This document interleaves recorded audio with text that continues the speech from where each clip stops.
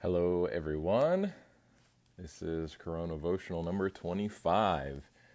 And I actually, this week, just finished reading through the Psalms.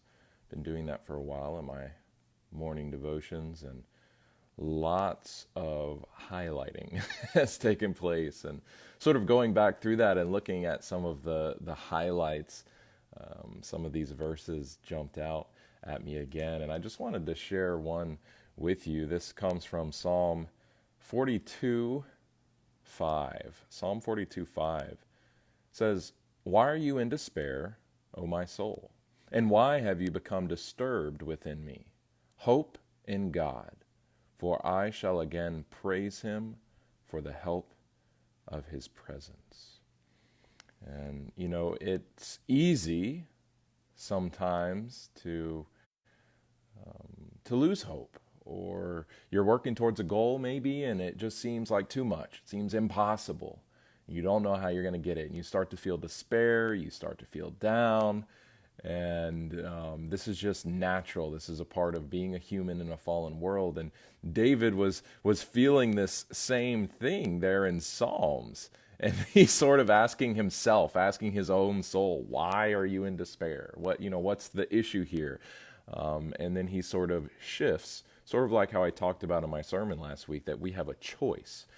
We can't choose our circumstances. We can't even choose our feelings and emotions at times, but we can choose to see the glass as half empty or half full. And so he sort of talks to himself and says, you know what, why am I feeling this way? I'm going to choose to focus on hope instead. And so that psalm reminds me of this quote.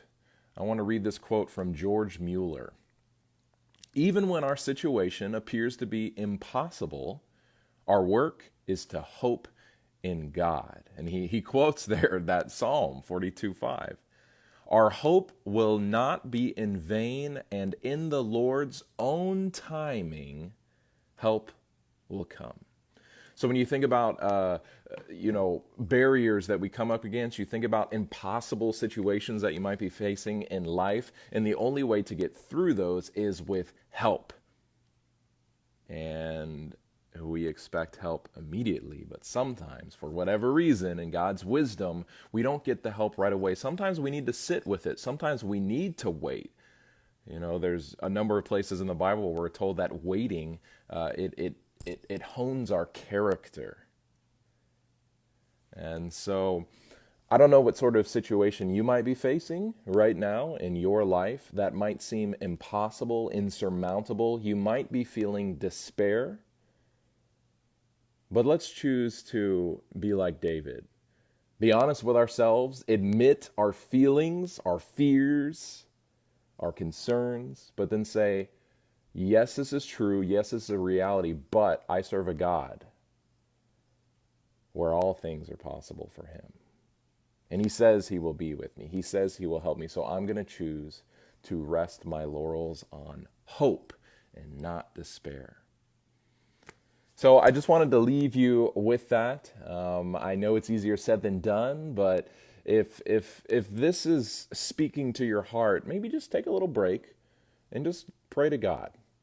Just lift those prayers up to God and say, God, I'm faced against impossible situations. I'm faced with despair, but I want to choose to hope in you instead and believe that in your timing, you're going to come through. Maybe read that psalm, give it a little read through and meditate on it. Psalm 42:5.